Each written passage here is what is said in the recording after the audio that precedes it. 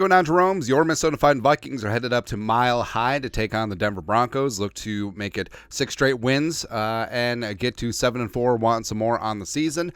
Final injury report is out for the Vikings.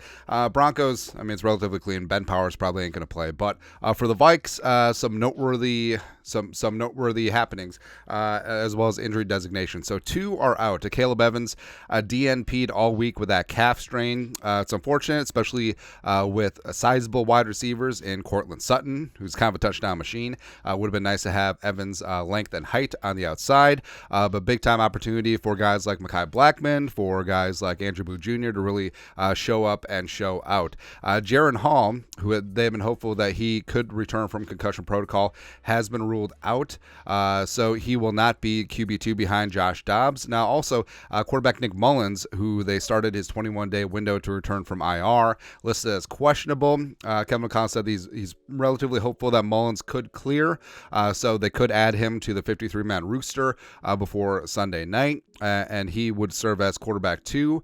Otherwise, the Vikings' option are to have Sean Mannion elevated and be the quarterback 2. Now, the Vikings can't do it where Mullins is activated to the 53 and then Mannion is elevated from the practice squad to be the emergency third quarterback, because he has to be on the 53 to be that third emergency quarterback. So those are the Vikings' options at QB. About Josh Dobbs, is going to be that dude.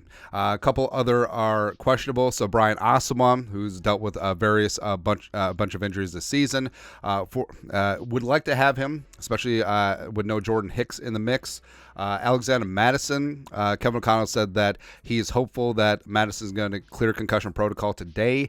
Could return on Sunday, but it's also noteworthy that KJ Osborn, after suffering a concussion against the Falcons, he had cleared before the game against the Saints, but they held him out. I applaud Kevin O'Connell and company for being very proactive, very cautious, especially when it comes to concussions and head injuries. And Jefferson, I don't know. So Jefferson was limited again on Friday. I think they're playing it very safe with him and that hamstring. I think that the fact that they're 5-0 without him, I think that does weigh in a little bit, as well as guys like KJ Osborn. He's going to be back on Sunday. I think that given the weather, it's going to be cold, it's going to be rainy, it's going to be windy. It's probably not conducive for bringing a guy back from a hamstring, but if you wait another week, you got that extra day.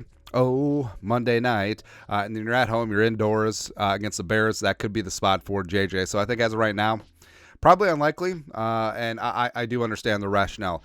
Chris Reed, still looking to come off the NFI. He's still in his 21-day practice window. Listed as questionable. Would be a nice boost to offensive line depth. KJ Osborn has cleared concussion protocol, and he is in and will be good to go. Practice in full these last 2 days. So the Vikings, I mean, some out, some in, and we'll see it. Like, I don't think that JJ plays. I think it's unlikely that Madison plays, given Kevin O'Connell and the Vikings' track record. So it's going to be a big-time opportunity for Ty Chandler, King Kene, etc. And Asama. Hope Osborn plays because the Vikings need a little bit of depth at that off-ball linebacker spot. But that's it. Take a look at the Vikings' final injury report with designations. Let us know your thoughts and our thoughts in the comment section below. Subscribe for daily Vikings takes. Want to support the work?